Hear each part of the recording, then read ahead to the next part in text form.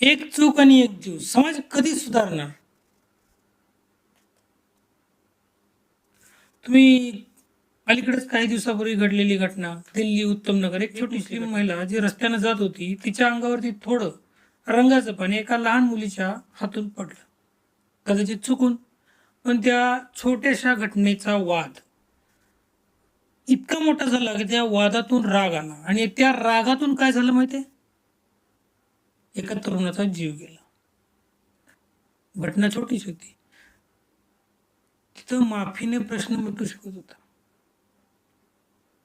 पण आता त्यामुळं एक प्रश्न असा निर्माण होतो, हा जीव जाणं टाळता आलं असतं का? हो, टाळता आलं असतं ना, सहज टाळता आलं असतं. फक्त माफीनं. लक्षात घ्या, माफी का झाली नाही? पण टाळता आलं असतं, मग माफी का नाही झाली? मग माफी का नाही झाली? कारण दोनच गोष्टी असतात हो.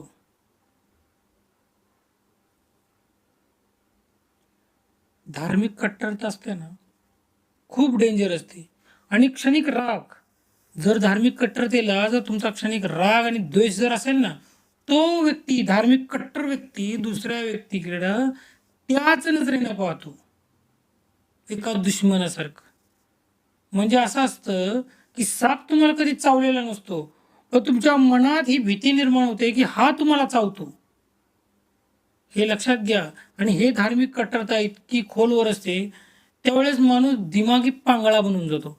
त्याला हे समजत नाही पुढं काय केलं पाहिजे किंवा काय नाहीये. तो त्या क्षणिक रागात भरपूर काय काय करून जातो. लक्षात ठेवा, जे तरुण आलते ना, त्यांच्या मनात आधीच राग होता, ती कट्टरता भरलेली होती, आणि त्या महिलेनं त्याला खतपाणी घातलं. जर तिने तिथं शांततेनं सांगितलं असतं, चूक झाली आहे, सोडा,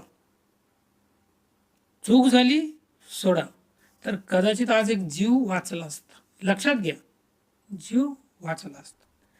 पण तसं झालं नाही. झालं का? नाही ना, नाही झालं.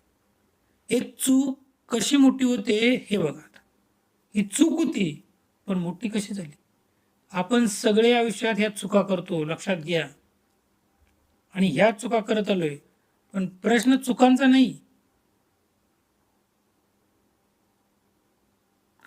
प्रश्न आहे आपण त्यावर कसं रिॲक्ट करतो.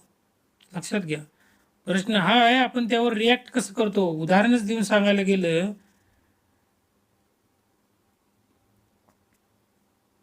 जर कोणी तुम्हाला धक्का मारला चुकून, तुम्ही काय करू शकता? स्वतःला विचारा प्रश्न. माफ करू शकता? चुकून लागलेला धक्का आहे, त्याला तुम्ही माफ करू शकता, सहजच माफ करू शकता, किंवा भांडण करू शकता. दोन पर्याय आहेत तुमच्याकडं, माफ करणं किंवा भांडण करणं. 2 मिनिटाचा राग तुमचा, पण आयुष्यभरासाठी पश्चाताप बनवू शकतो की नाही? बनवू शकतो.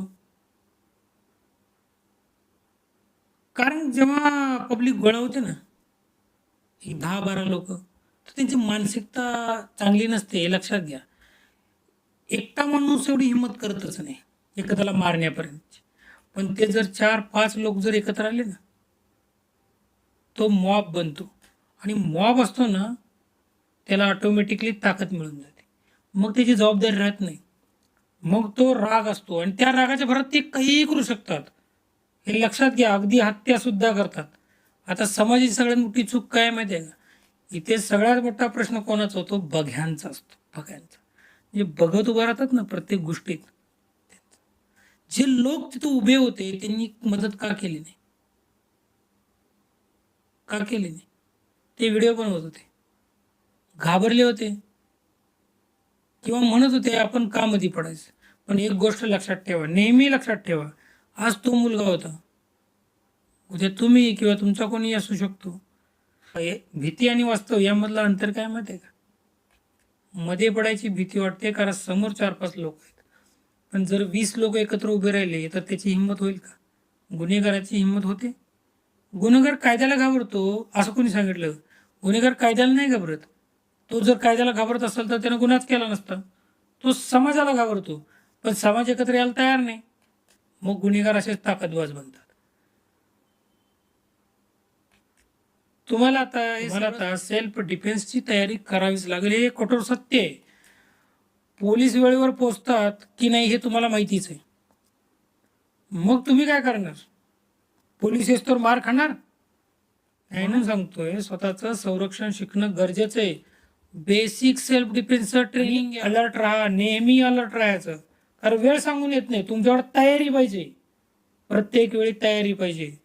प्रत्येक वेळी तुम्ही युद्धभूमीमध्ये रणांगणात तयार पाहिजे. स्वतःच्या रक्षणासाठी उभे राहायला पाहिजे.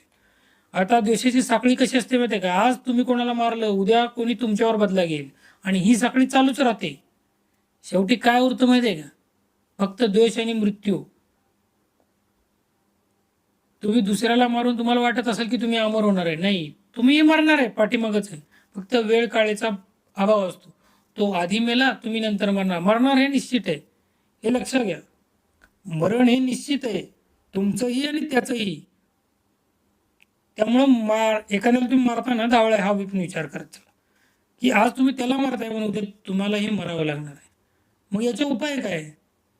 3 गोष्टी लक्षात ठेवा. शक्य असेल तिथं माफी निवडा. जर शक्य असेल तर माफी निवडा. अन्याय दिसला तर एकत्र उभे राहा.